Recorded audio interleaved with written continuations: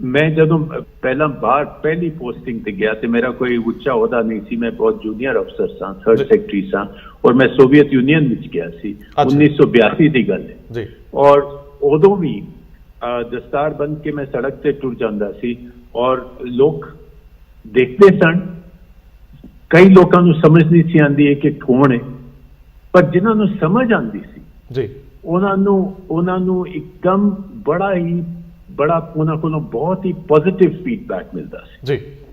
ते एकदम क्योंकि साडी असी आप नहीं समझ सकते कि सिखां दी कितनी उच्ची स्टैंडिंग है दुनिया दे दिमाग विच जी। दुनिया दी साडी कितनी ज्यादा पहचान हुण हो गई हो, वो तो मैं 1982 की गल कर रहा जी। पर हुण कोई दुनिया विच जगह नहीं है जिथे सिखां बारे सिखां नूं पछाणदे नहीं। ਤੇ ਲੇਕਿਨ ਇਹਦੇ ਵਿੱਚ ਸਾਨੂੰ ਹੋਰ ਕੰਮ ਕਰਨ ਦੀ ਜ਼ਰੂਰਤ ਹੈ, ਕਿਉਂਕਿ ਕਈ ਜਗ੍ਹਾ ਤੇ ਕਨਫਿਊਜ਼ਨ ਹੋ ਜਾਂਦੀ ਹੈ ਵੀ ਇਹ ਦਸਤਾਰ ਕਿਉਂ ਬੰਨੀ ਹੋਈ ਹੈ ਜੀ, ਇਹਦਾ ਕੀ ਮਤਲਬ ਹੈ, ਤੁਸੀਂ ਦਾੜੀ ਕਿਉਂ ਰੱਖੀ ਹੋਈ ਹੈ, ਤੁਸੀਂ ਕਿਰਪਾਨ ਕਿਉਂ ਪਾ ਕੇ ਐਰੋਪਲੇਨ ਤੇ ਜਾਣਾ ਚਾਹੁੰਦੇ ਹੋ। ਤੇ ਇਹੋ ਜਿਹੀਆਂ ਚੀਜ਼ਾਂ ਵਾਸਤੇ ਕਮਿਊਨਿਟੀ ਨੂੰ ਸਰਕਾਰ ਤੇ ਕੰਮ ਕਰਦੀ ਹੈ, ਜੋ ਵੀ ਕਰਦੀ ਹੈ ਅਸੀਂ ਕਰਦੇ ਰਹੇ ਹਾਂ ਐਮਬੈਸੀਜ਼ ਵਿੱਚ, ਲੇਕਿਨ ਅਲਟੀਮੇਟਲੀ ਇਹ ਕਮਿਊਨਿਟੀ ਤੇ ਡਿਵੋਲਵ ਹੁੰਦਾ ਹੈ। जिस तरह तुहाडी चैनल है इहो जे होर मीडिया के थ्रू ये मैसेजेस जिन्ने भी जाणगे साडी हिस्टरी बारे, साडी वैल्यूज़ बारे, साडी फिलोसफी बारे, साडे गुरुआं दी टीचिंग्स बारे, जिन्हों में समझाओ सारे लोग दुनिया में यही कहते कि कितना मॉडर्न रिलीजन है, यह तो बड़ा सिंपल है, यह तो सानू समझ आ गया। तो 5-10 मिनट में अगर गुरु नानक साहब का मैसेज तुसी किसी नूं दस दो ਤੇ ਉਹ ਇੱਕਦਮ ਸਮਝ ਜਾਂਦੇ ਨੇ ਵੀ ਇਹਦੇ ਵਿੱਚ ਤੇ ਕੋਈ ਚੱਕਰ ਹੀ ਨਹੀਂ ਹੈ, ਨਾ ਇਹਦੇ ਵਿੱਚ ਰਿਚੁਅਲ ਹੈ, ਨਾ ਇਹਦੇ ਵਿੱਚ ਬਈ ਇਹ ਨਹੀਂ ਖਾਣਾ, ਉਹ ਨਹੀਂ ਕਰਨਾ, ਉਹ ਨਹੀਂ ਪਾਣਾ, ਇਹ ਨਹੀਂ ਕਰਨਾ, ਇਹ ਸਿੱਧਾ ਮੈਸੇਜ ਹੈ।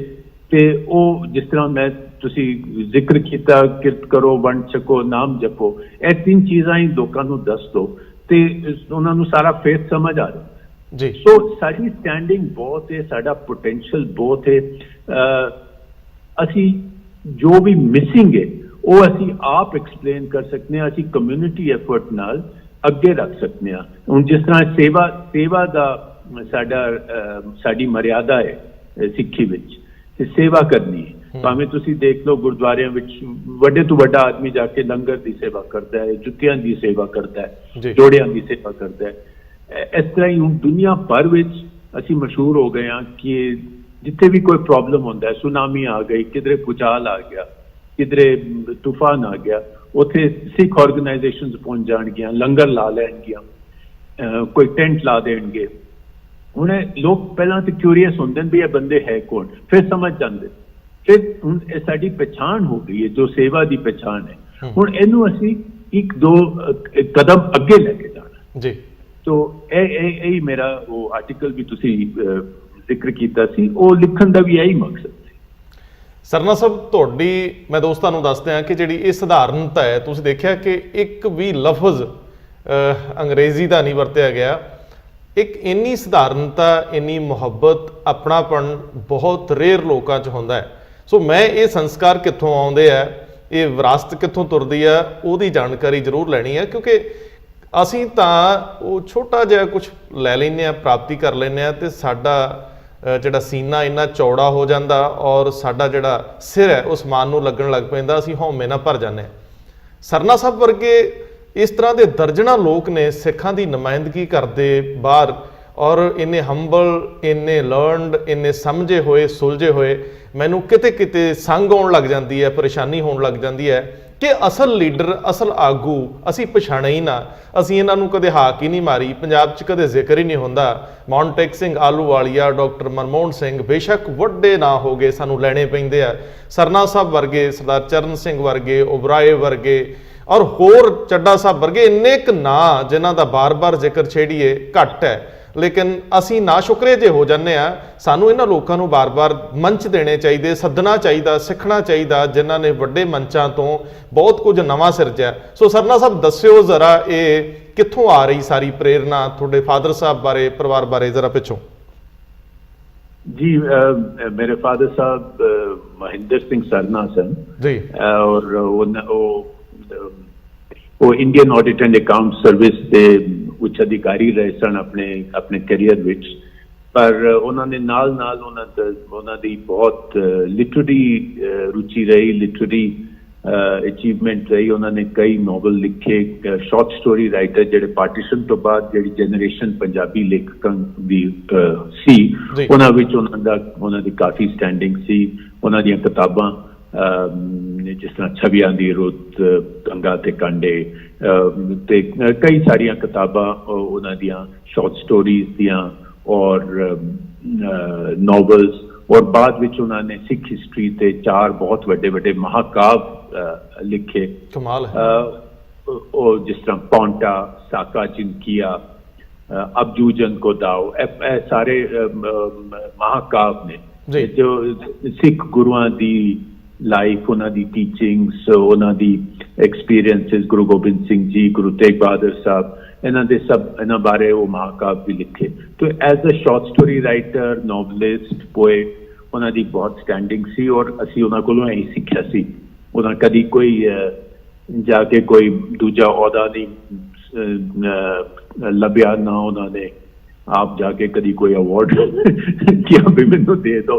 ਤੇ ਉਹ ਅਸੀਂ ਇਹੀ ਸਿੱਖਿਆ ਸੀ ਉਹਨਾਂ ਕੋਲੋਂ ਕਿ ਆਪਣਾ ਕੰਮ ਕਰੋ ਔਰ ਅੱਗੇ ਦੁਨੀਆ ਨੂੰ ਦੇ ਜਾਓ ਕੰਮ। ਤੇ ਉਹਨਾਂ ਦੀ ਪ੍ਰੇਰਨਾ ਰਹੀ ਹੈ। ਮੇਰੀ ਮਦਰ ਸੁਰਜੀਤ ਸਰਨਾ, ਉਹ ਵੀ ਲਿਖਾਰੀ ਰਹੇ ਨੇ, ਪੋਇਟਸ ਨੇ। ਉਹਨਾਂ ਨੇ ਬਹੁਤ ਟ੍ਰਾਂਸਲੇਸ਼ਨਸ ਕੀਤੀਆਂ ਅੰਗਰੇਜ਼ੀ ਕਲਾਸਿਕਸ ਦੀਆਂ ਪੰਜਾਬੀ ਵਿੱਚ, ਔਰ ਦੋਨੋਂ ਹੀ ਸਾਹਿਤ ਅਕੈਡਮੀ ਵਿਨਰ ਵੀ ਰਹੇ ਨੇ।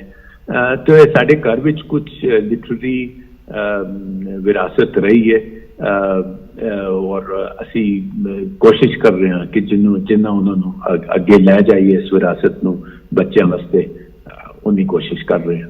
ਸਰਨਾ ਸਾਹਿਬ, ਬਹੁਤ ਦਿਲਚਸਪ ਲੱਗਿਆ ਕਿ ਇਹ ਜਾਣ ਕੇ, ਮੇਰੇ ਖਿਆਲ ਉਹਨਾਂ ਦੀਆਂ ਕਿਤਾਬਾਂ ਸ਼ਾਇਦ ਵੱਡੇ ਸਰਨਾ ਸਾਹਿਬ ਦੀਆਂ ਸਿਲੇਬਸ 'ਚ ਵੀ ਲੱਗਦੀਆਂ ਰਹੀਆਂ, ਯੂਨੀਵਰਸਿਟੀ ਪੱਧਰ ਤੇ ਵੀ। ਜੀ ਉਹਨਾਂ ਦੀਆਂ 1950s ਤੋਂ ਜੋ ਸ਼ਾਰਟ ਸਟੋਰੀਜ਼ ਔਰ ਨੋਵਲਸ ਨੇ ਉਹ ਸਿਲੇਬਸ ਵਿੱਚ ਪੰਜਾਬ ਵਿੱਚ, ਦਿੱਲੀ ਯੂਨੀਵਰਸਿਟੀ ਵਿੱਚ ਲੱਗਦੀਆਂ ਰਹੀਆਂ ਔਰ ਬਹੁਤ ਲੋਕਾਂ ਨੇ ਉਹਨਾਂ ਤੇ ਡਾਕਟਰੇਟਸ ਵੀ ਕੀਤੀਆਂ ਪੰਜਾਬ ਵਿੱਚ ਤੇ ਕਾਫੀ ਕੁਝ ਕੰਮ ਵੀ ਹੋਇਆ ਉਹਨਾਂ ਦੇ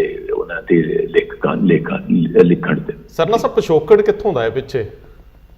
ਪਿਛੋਕੜ ਤੇ ਮੇਰੇ ਪਿਤਾ ਜੀ ਰਾਵਲਪਿੰਡੀ ਤੋਂ ਆਏ ਸਨ ਜੀ, ਪਾਰਟੀਸ਼ਨ ਵਿੱਚ, ਤੇ ਉੱਥੇ ਹੀ ਉਹਨਾਂ ਦਾ ਜਨਮ ਹੋਇਆ ਸੀ। ਤੇ ਉੱਥੇ ਹੀ ਮੇਰੇ ਜੋ ਦਾਦਾ ਜੀ ਸਨ ਉਹ ਪੰਜਾਬ ਸਿੰਧ ਬੈਂਕ ਦੇ ਮੈਨੇਜਰ ਸਨ ਜਦੋਂ ਪਾਰਟੀਸ਼ਨ ਦਾ ਟਾਈਮ ਰਾਵਲਪਿੰਡੀ ਵਿੱਚ। ਤੇ ਮੇਰੇ ਪਿਤਾ ਜੀ ਉਦੋਂ ਆਰਮੀ ਹੈਡਕੁਆਟਰਸ ਵਿੱਚ ਨੌਕਰੀ ਕਰਦੇ ਸਨ।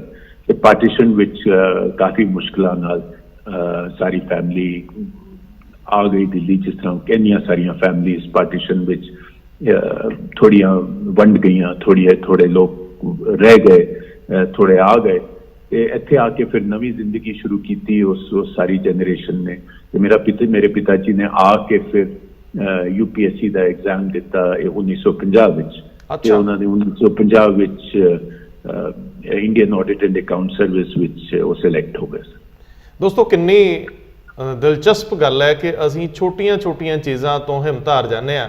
ਔਰ ਪਾਰਟੀਸ਼ਨ ਦਾ ਉਹ ਸਮਾਂ ਸੀ ਜਦੋਂ ਲਹੂ ਵੀਟਵੀਂ ਜੰਗ ਸੀ ਆਪਣਿਆਂ ਦੇ ਵਿੱਚ। ਇਹ ਆਜ਼ਾਦੀ ਕਾਹਦੀ ਸੀ, ਇਹਨੇ ਬੜਾ ਕੁਝ ਖਾਧਾ ਵੀ, ਔਰ ਉਸ ਮੁਸ਼ਕਿਲ ਦੌਰ ਚੋਂ ਲੰਘ ਕੇ ਪ੍ਰਾਪਤੀਆਂ ਦਾ ਇੱਕ ਸਿਲਸਿਲਾ ਬਣ ਜਾਂਦਾ ਜਿਹੜਾ ਨਵਤੇਜ ਸਰਨਾ ਜੀ ਤੱਕ ਆਉਂਦਾ ਹੈ। ਔਰ ਅਸੀਂ ਦੇਖਦੇ ਹਾਂ ਕਿ ਦੁਨੀਆ ਭਰ ਦੇ ਵਿੱਚ ਇਹਨਾਂ ਨੇ ਦਸਤਾਰ ਦਾ ਪਰਚਮ ਬੁਲੰਦ ਕੀਤਾ ਹੈ। ਮੈਂ ਸਰਨਾ ਸਾਹਿਬ ਇਹ ਮਹਿਸੂਸ ਕਰਦਾ ਕਿ ਬੰਦਾ ਭਾਵੇਂ ਅਸਮਾਨ ਨਾਲ ਲੱਗ ਜੇ, ਉਹ ਜੜ੍ਹਾਂ ਵੱਲ ਮੁੜਦਾ ਹੀ ਮੁੜਦਾ ਹੈ। ਜਿਵੇਂ ਤੁਸੀਂ ਹੁਣ ਆਪਣੀ ਵਿਰਾਸਤ ਨੂੰ ਲੈ ਕੇ, ਆਪਣੀ ਹਿਸਟਰੀ ਨੂੰ ਲੈ ਕੇ ਕੰਮ ਕਰ ਰਹੇ ਹੋ, ਸਿਰ ਸੁੱਟ ਕੇ ਕੰਮ ਕਰ ਰਹੇ ਹੋ। ਸੋ ਸਰਨਾ ਸਾਹਿਬ, ਤੁਸੀਂ ਦੂਰ ਬੈਠ ਕੇ ਪੰਜਾਬ ਦੀ ਹੁੰਦੀ ਮਾਈਗ੍ਰੇਸ਼ਨ, ਬੱਚਿਆਂ ਦਾ ਇਹਨੂੰ ਛੱਡ ਕੇ ਦੂਜੀਆਂ ਧਰਤੀਆਂ ਵੱਲ ਜਾਣਾ, ਸਾਡੀ ਇੱਥੇ ਗਰੋਥ ਦਾ ਰੁਕ ਜਾਣਾ, ਨਿੱਕੇ ਮਸਲੇ, ਸਿੱਖੀ ਦੀ ਸੰਕੀਰਨਤਾ ਵੱਲ ਉਡਾਰੀ, ਭਾਵੇਂ ਵਿਸ਼ਵ ਪੱਧਰ ਤੇ ਅਸੀਂ ਬਹੁਤ ਕੰਮ ਵੀ ਕਰ ਰਹੇ ਹਾਂ, ਲੇਕਿਨ ਤੁਸੀਂ ਇਸ ਵਾਰੀ ਜਿਹੜਾ ਮਸਲਾ ਉਠਾਇਆ ਸੀ, ਤੁਸੀਂ ਪ੍ਰਬੰਧਕ ਕਮੇਟੀਆਂ ਨੂੰ, ਜਿਹਦੇ 'ਚ ਸ਼੍ਰੋਮਣੀ ਗੁਰਦੁਆਰਾ ਪ੍ਰਬੰਧਕ ਕਮੇਟੀ, ਦਿੱਲੀ ਕਮੇਟੀ ਤੇ ਹੋਰ ਸਾਰਿਆਂ ਨੂੰ ਇੱਕ ਆਵਾਜ਼ ਮਾਰੀ ਸੀ ਕਿ ਆਓ ਲੰਗਰਾਂ ਤੋਂ ਹੁਣ ਹਸਪੀਟਲਸ ਵੱਲ ਵਧੀਏ, ਆਓ ਆਪਣੀਆਂ ਸਿਹਤ ਸਹੂਲਤਾਂ ਦਾ ਵਿਸਥਾਰ ਕਰੀਏ। ਸੋ ਦੋ ਚੀਜ਼ਾਂ ਇਕੱਠੀਆਂ ਚੱਲਦੀਆਂ। ਇੱਕ ਤੇ ਸਰਨਾ ਸਾਹਿਬ ਵਿਸ਼ਵ ਪੱਧਰ ਦੇ ਉੱਤੇ ਪ੍ਰਵਾਨਿਤ ਚਿਹਰਾ ਨੇ, ਲੇਕਿਨ ਦੂਜੇ ਬੰਨੇ ਤੁਹਾਨੂੰ ਫਿਕਰ ਹੈ ਆਪਣੀ ਕਮਿਊਨਿਟੀ, ਆਪਣੇ ਲੋਕਾਂ ਦਾ। ਇਹ ਮੈਂ ਸਾਰੇ ਨੂੰ ਤੁਹਾਡੇ ਮੂੰਹੋਂ ਸੁਣਨਾ ਚਾਹੂੰਗਾ, ਮੈਂ ਬਹੁਤੀ ਵਿਸਥਾਰ 'ਚ ਗੱਲ ਨਾ ਕਰਾਂ।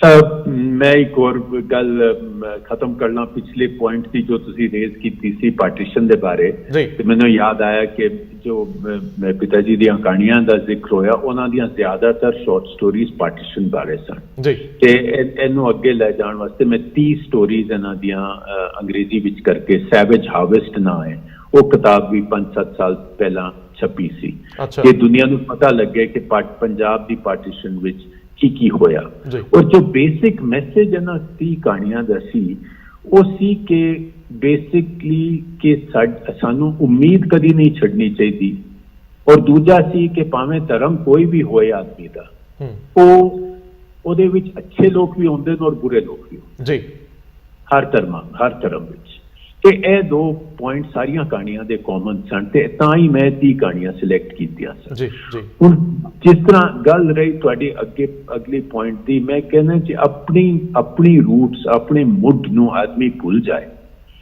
ते फिर वो आदमी जिस तरह तुसी कोई दरखत ले लो ओदियां रूट्स कट दो तो कितनी देर चलेगा ते नहीं चल सकता इस करके जरूरी है कि भावें तुसी जिन्ना भी बाहर जाओ जिन्नी भी दुनिया विच रहो तुसी अल्टीमेटली अगर तुसी कोई कन्विक्शन नाल कोई गल करनी है तो तुहानू अपनी रूट्स की पहला पहचान होनी चाहिए और फिर उन्होंने किस तरह होर जोरदार बनाना है वो भी कुछ तरीका होना चाहिए हुण ये सब सोच के जो मैं तुसी आर्टिकल की गल की मैं यही कह रहा था कि साडी बड़ी मॉडर्न कम्यूनिटी है साडी कम्यूनिटी है जिहड़ी हर टाइम्स नाल इवॉल्व हुई है ताई सिख सारी दुनिया विच फैले हुए हैं और सारी दुनिया विच कमाई कर रहे हैं और नाम की कमाई भी कर रहे हैं और इस तरह की क्योंकि वो एडजस्ट कर लेते टाइम्स भाई एक टाइम सी के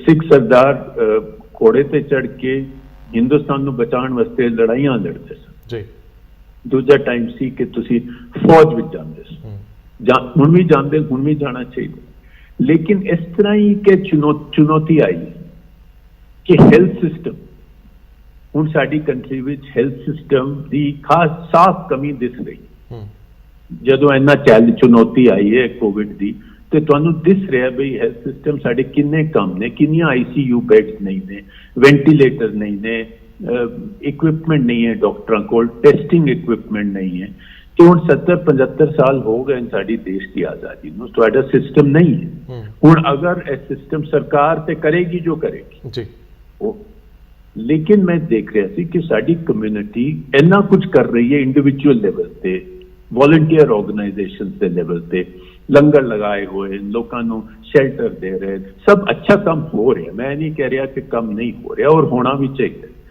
लेकिन हुण टाइम आ गया कि तुसी इनू एक एदा लेवल बता दो हुण तुसी कोई ऐसी परमानेंट कॉन्ट्रीब्यूशंस करो जिहड़ियां और लंगर भी चलते रहे लेकिन अगर तुसी हेल्थ अगर तुसी 50 करोड़ ला के तुसी 10-20 बेड वाली ICU सरकारी हस्पतालों में लगा दो और उत्ते लिखा होए कि ऐसी कम्यूनिटी की कॉन्ट्रीब्यूशन है वाह तो गुरु नानक साहब का मैसेज कितनी दूर जाएगा कमाल है और कितनी कॉन्ट्रीब्यूशन होएगी तुहाडी नेशन बिल्डिंग सिर्फ यही नहीं लगेगा कि तुसी अपने हस्पतालों में अपने लोगों की सेवा करा रहे हो जी तुसी ये कहोगे कि हाँ जी मैं मद्रास विच हस्पताल सिख कम्यूनिटी फाइनेंस करेगी ते मैं तां ये कॉन्फिडेंस नाल कह रहा क्योंकि साडे कोल हिम्मत भी है साडे कोल पैसा भी है बिल्कुल ठीक है सिर्फ डायरेक्शन की लोड़ है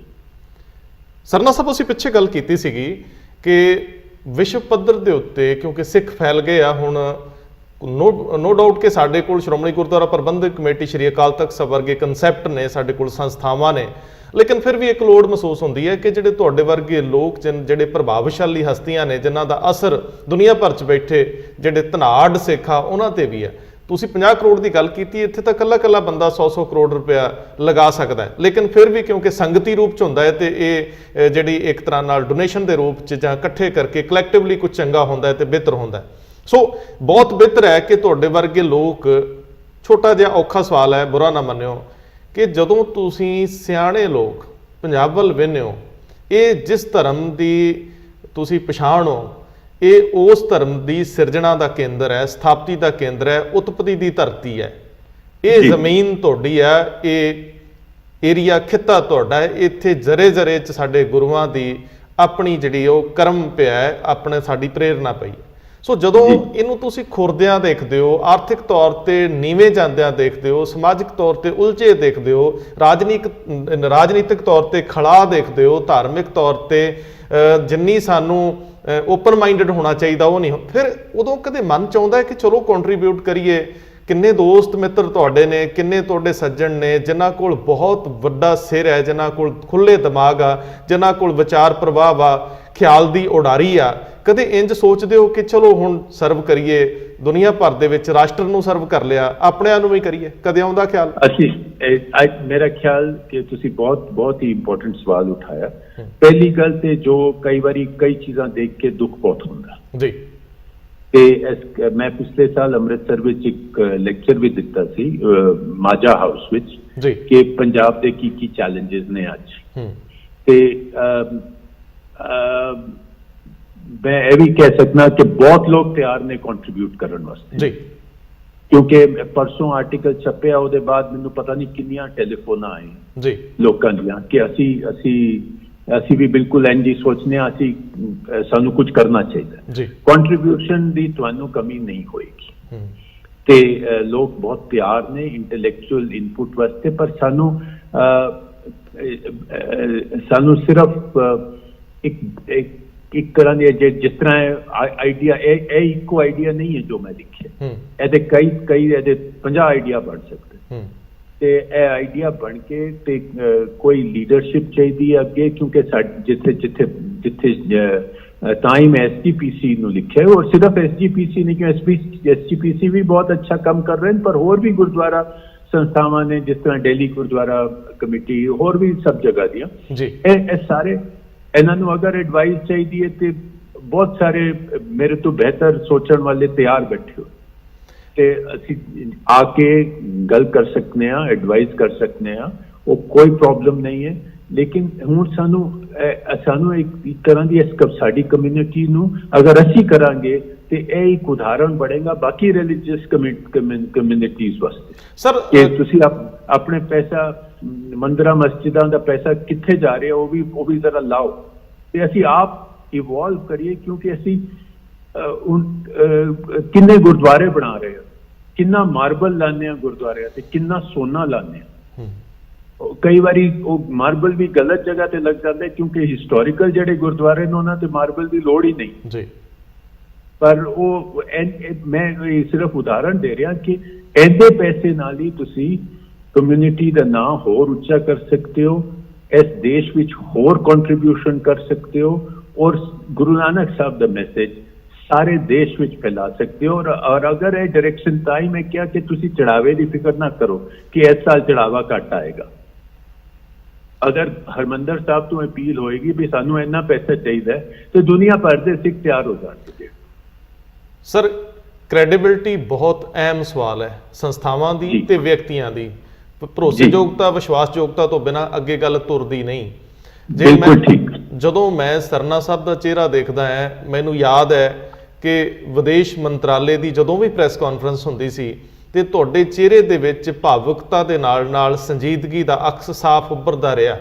ਅੱਜ ਉਹ ਤੁਹਾਡੀਆਂ ਲਿਖਤਾਂ ਚੋਂ ਵੀ ਹੈ ਔਰ ਤੁਹਾਡੇ ਫਿਕਰ ਚੋਂ ਵੀ ਹੈ। ਮੇਰਾ ਸਵਾਲ ਹੈ ਕਿ ਆਖਰ ਅਗਵਾਈ ਹੋਰ ਕੋਈ ਕਿਉਂ ਦੇਵੇ? ਕਿਉਂਕਿ ਜਦੋਂ ਮੈਂ ਬਤੌਰ ਹਰਜਿੰਦਰ ਸਿੰਘ ਰੰਧਾਵਾ ਜਾਂ ਮੇਰੇ ਵਰਗੇ ਲੋਕ ਦੇਖਦੇ ਹਾਂ ਤੇ ਅਸੀਂ ਨੱਕ ਤੋਂ ਅੱਗੇ ਨਹੀਂ ਵੇਖ ਸਕਦੇ, ਕਿਉਂਕਿ ਸਾਡੀ ਸਮਝ, ਸਾਡਾ ਵਿਜ਼ਨ, ਸਾਡਾ ਕਾਰਜ ਖੇਤਰ ਜਿਹੜਾ ਸੀਮਤ ਹੈ।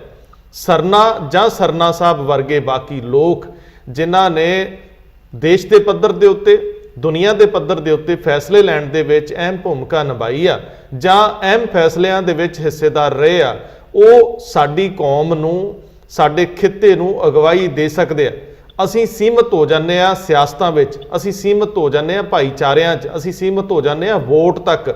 ਲੇਕਿਨ ਇੱਕ ਥਿੰਕ ਟੈਂਕ, ਇੱਕ ਤੁਹਾਡੇ ਵਰਗੇ ਲੋਕਾਂ ਦਾ ਸਮੂਹ ਕਲੈਕਟਿਵਲੀ ਅਗਰ ਕੁਝ ਹੋ ਸਕਦਾ ਹੋਵੇ, ਮੈਨੂੰ ਲੱਗਦਾ ਹੈ ਕਿ ਹੁਣ ਕਿਸੇ ਨੇ ਤੁਹਾਨੂੰ ਹਾਕ ਮਾਰਨ ਨਹੀਂ ਆਉਣਾ, ਤੁਹਾਨੂੰ ਆਵਾਜ਼ ਦੇਣ ਨਹੀਂ ਆਉਣਾ, ਕਿਉਂਕਿ ਆਵਾਜ਼ ਦੇਣ ਲੱਗਿਆ ਇਹ ਫਿਕਰ ਹੁੰਦਾ ਕਿ ਇਹ ਸਾਡੇ ਸਿਰ ਤੇ ਨਾ ਬਹਿ ਜਾਣ। ਇਹ ਜੇ ਪੰਜਾਬੀਆਂ ਨੂੰ ਸਿਆਣੇ ਬੰਦੇ ਮਿਲਣ ਲੱਗੇ ਤੇ ਫਿਰ ਸਾਡੇ ਵਰਗਿਆਂ ਦਾ ਕੀ ਬਣੂਗਾ। ਇਸ ਕਰਕੇ ਤੁਹਾਨੂੰ ਇੱਕ ਡਿਸਟੈਂਸ ਤੋਂ ਹੀ ਦੇਖ ਕੇ ਅਸੀਂ ਆਨੰਦ ਲੈ ਲੈਂਦੇ ਹਾਂ ਕਿ ਯਾਰ ਦੇਖੋ ਕਿੱਡੀ ਸੋਹਣੀ ਦਸਤਾਰ ਵਾਲਾ ਸਰਦਾਰ ਸੰਜੀਦਾ ਜਿਹਾ ਹੈ ਤੇ ਸਾਡਾ ਹੈ। ਅਦਰਵਾਈਜ਼ ਸਾਨੂੰ ਤੁਹਾਡਾ ਬੈਨੀਫਿਟ ਹੋਣ ਨਹੀਂ ਦਿੱਤਾ ਜਾਂਦਾ ਕਿ ਤੁਸੀਂ, ਕਿਉਂਕਿ ਹੁਣ ਉਮਰ ਦੇ ਵਿੱਚ ਸਭ ਕੁਝ ਕਰਕੇ ਲਗਭਗ ਫ੍ਰੀ ਹੋਣ ਵੱਲੋਂ ਤੁਸੀਂ ਸਿਰਫ ਤੇ ਸਿਰਫ ਅਕਾਦਮਿਕ ਚੀਜ਼ਾਂ ਕਰਨੀਆਂ ਨੇ, ਉਹਨਾਂ ਨੂੰ ਵੀ ਇੰਟੈਲੈਕਚੁਅਲਸ ਨੇ ਦੇਖਣਾ, ਆਮ ਜਨ ਜੀਵਨ ਫਰਕ ਨਹੀਂ ਪੈਂਦਾ। ਸੋ ਮੈਂ ਇੱਕ ਅਪੀਲ ਤੇ ਬੇਨਤੀ ਕਰਦਾ ਹਾਂ ਕਿ ਕਿਤੇ ਮਨ ਦੇ ਵਿੱਚ ਇਸ ਦਾਇਰੇ ਤੋਂ, ਇਸ ਵਲਗਣ ਤੋਂ ਬਾਹਰ ਨਿਕਲਣ ਦੀ ਸੋਚ ਸਕਦੇ ਹੋ ਤੁਸੀਂ ਲੋਕ ਜੀ? ਜੀ ਜ਼ਰੂਰ, ਜੋ ਵੀ ਅਸੀਂ ਕਰ ਸਕਨੇ ਆ ਕਰਾਂਗੇ। ਔਰ ਅਗਰ ਲਾਈਕ ਮਾਈਂਡਡ ਲੋਕ ਚਾਹਣਗੇ ਤੇ ਅਸੀਂ ਇੱਕ ਤਰ੍ਹਾਂ ਦਾ ਇਨਫਾਰਮਲ ਗਰੁੱਪ ਜਾਂ ਥਿੰਕ ਟੈਂਕ ਵੀ ਬਣਾ ਦਾਂਗੇ ਤੇ ਜੋ ਵੀ ਅਸੀਂ ਆਪਣੇ ਵੱਲੋਂ ਕਰ ਸਕਦੇ ਹਾਂ। ਹਰ ਆਦਮੀ ਇਲੈਕਸ਼ਨ ਨਹੀਂ ਲੜ ਸਕਦਾ, ਹਰ ਆਦਮੀ ਪੋਲਿਟਿਕਸ ਵਿੱਚ ਨਹੀਂ ਜਾਣਾ ਚਾਹੁੰਦਾ ਜੀ, ਲੇਕਿਨ ਜੋ ਵੀ ਆਪਣੇ ਸਾਡੀ ਕੌਮ ਦੀ ਸੇਵਾ ਹੋ ਸਕਦੀ ਹੈ, ਪੰਜਾਬ ਦੀ ਸੇਵਾ ਹੋ ਸਕਦੀ ਹੈ, ਹਿੰਦੁਸਤਾਨ ਦੀ ਸੇਵਾ ਹੋ ਸਕਦੀ ਹੈ, ਉਹ ਜ਼ਰੂਰ ਕਰਾਂਗੇ। ਸਰ ਇੱਕ ਹੋਰ ਚੀਜ਼, ਕਿਉਂਕਿ ਤੁਸੀਂ ਸੰਖੇਪ 'ਚ ਹੀ ਆਨਸਰ ਕਰ ਦਿਓ, ਮੇਰਾ ਸਵਾਲ ਵੱਡਾ ਹੋ ਜਾਂਦਾ ਹੈ ਕਿ ਮੈਂ, ਕਿਉਂਕਿ ਤੁਹਾਡਾ ਸੁਭਾਅ ਮੈਨੂੰ ਵੀ ਪਤਾ ਹੈ ਕਿ ਬਹੁਤਾ ਨਹੀਂ ਬੋਲਦੇ, ਜਿਨ੍ਹਾਂ ਦੇ ਅੰਦਰ ਭਰੇ ਹੁੰਦੇ ਆ ਨਾ ਜੀ, ਉਛਲਦੇ ਘੱਟ ਹੈ, ਉਹਨਾਂ ਨੂੰ ਸਾਹਮਣਾ ਆ ਗਿਆ ਹੁੰਦਾ। ਸਵਾਲ ਇਹ ਹੈ ਸਰ ਕਿ ਮੈਂ ਸ਼੍ਰੋਮਣੀ ਗੁਰਦੁਆਰਾ ਪ੍ਰਬੰਧਕ ਕਮੇਟੀ, ਦਿੱਲੀ ਕਮੇਟੀ, ਬਾਕੀ ਸੰਸਥਾਵਾਂ ਜਿਨ੍ਹਾਂ 'ਚ ਅਕਾਲੀ ਦਲ ਤੇ ਹੋਰ ਲੋਕ ਵੀ, ਮੈਂ ਇਹ ਦੇਖਿਆ ਕਿ ਜੇ ਚੰਗੀ ਗੱਲ ਆ ਰਹੀ ਹੈ ਦੂਰੋਂ, ਉਹਨੂੰ ਅਡਾਪਟ ਕਰਦੇ ਆ, ਉਹਨੂੰ ਮੰਨ ਲੈਂਦੇ ਆ, ਅਪਣਾ ਲੈਂਦੇ ਆ।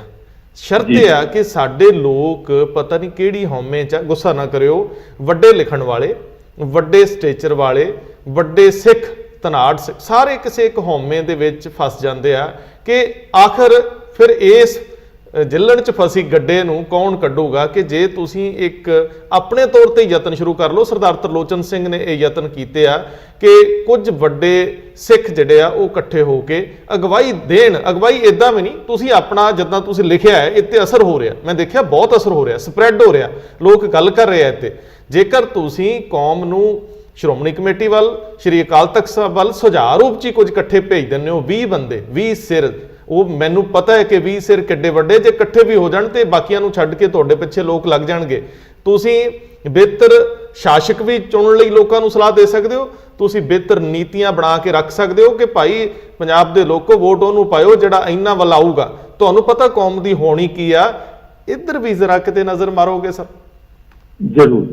ਮੈਂ ਤਰਲੋਚਨ ਸਿੰਘ ਜੀ ਦਾ ਤੁਹਾਡਾ ਇੰਟਰਵਿਊ ਵੀ ਸੁਣਿਆ ਔਰ ਮੈਂ ਉਹਨਾਂ ਨੂੰ 30-35 ਸਾਲ ਤੋਂ ਬਹੁਤ ਅੱਛੀ ਤਰ੍ਹਾਂ ਜਾਣਨਾ, ਬਹੁਤ ਵੱਡੀ ਹਸਤੀ ਨੇ। ਮੈਂ ਵੀ ਉਹਨਾਂ ਨਾਲ ਗੱਲ ਕਰਾਂਗਾ, ਜੋ ਤੁਸੀਂ ਸੁਝਾਅ ਦਿੱਤਾ ਇਹਨੂੰ ਅੱਗੇ ਲੈ ਜਾਣ ਦੀ ਪੂਰੀ ਕੋਸ਼ਿਸ਼ ਕਰਾਂ। ਜਾਂਦੇ ਜਾਂਦੇ ਕੋਈ ਆਪਣੇ ਅਨੁਭਵ ਦੇ ਵਿੱਚੋਂ, ਸਰਕਾਰਾਂ 'ਚ ਰਹਿੰਦੇ ਆ, UN 'ਚ ਰਹਿੰਦੇ ਆ, ਕਿਧਰੇ ਹੋਰ ਕੋਈ ਗੱਲ ਕਹਿਣੀ ਚਾਹੋ ਤੇ ਸਾਨੂੰ ਚੰਗਾ ਲੱਗੂਗਾ, ਕੋਈ ਇਸ ਤਰ੍ਹਾਂ ਦੀ ਦਿਲਚਸਪ ਗੱਲ?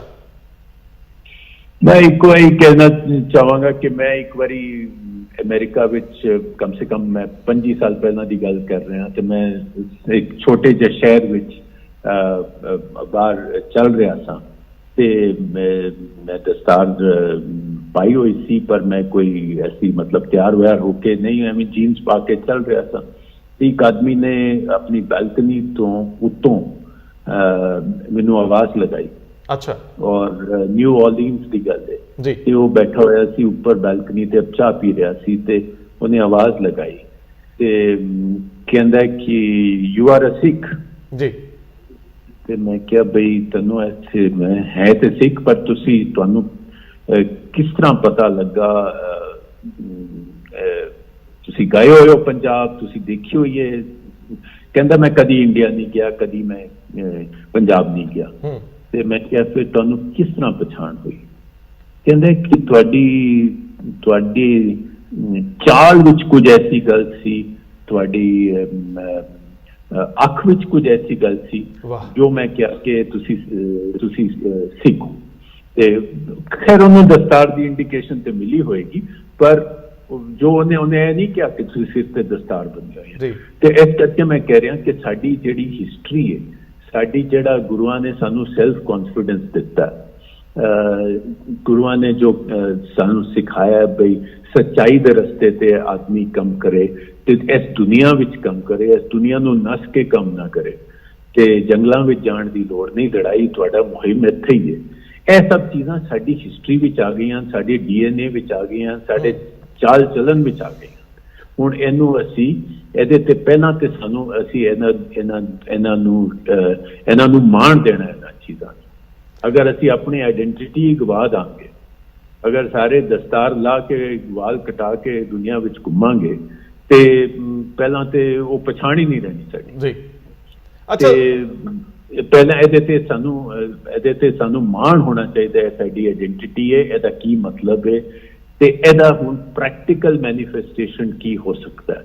ਅਸੀਂ ਸਿਰਫ ਇਹੀ ਨਾ ਕਹੀਏ ਕਿ ਆਪਣੀ ਸੋਹਣੀ ਦਸਤਾਰ ਬਣ ਕੇ ਅਸੀਂ ਸੋਹਣੇ ਲੱਗ ਰਹੇ ਹਾਂ, ਪਰ ਇਹਨੂੰ ਹੁਣ ਅੱਗੇ ਕਿਸ ਤਰ੍ਹਾਂ ਲੈ ਜਾ ਸਕਦੇ ਹਾਂ, ਇਹਨੂੰ ਦੇਸ਼ ਸੇਵਾ ਵਿੱਚ ਕਿਸ ਤਰ੍ਹਾਂ ਅਗਲੇ ਲੈਵਲ ਤੇ ਲੈ ਕੇ ਜਾ ਸਕਦੇ ਹਾਂ। ਸਾਡੀ ਬਹੁਤ ਕੰਟਰੀਬਿਊਸ਼ਨ ਹੈ ਹਿੰਦੁਸਤਾਨ ਵਿੱਚ, ਉਹਨੂੰ ਹੁਣ ਅਸੀਂ ਜ਼ਰੂਰਤ ਹੈ ਇਸ ਟਾਈਮ ਅਗਲੇ ਲੈਵਲ ਤੇ ਲੈ ਜਾਣ।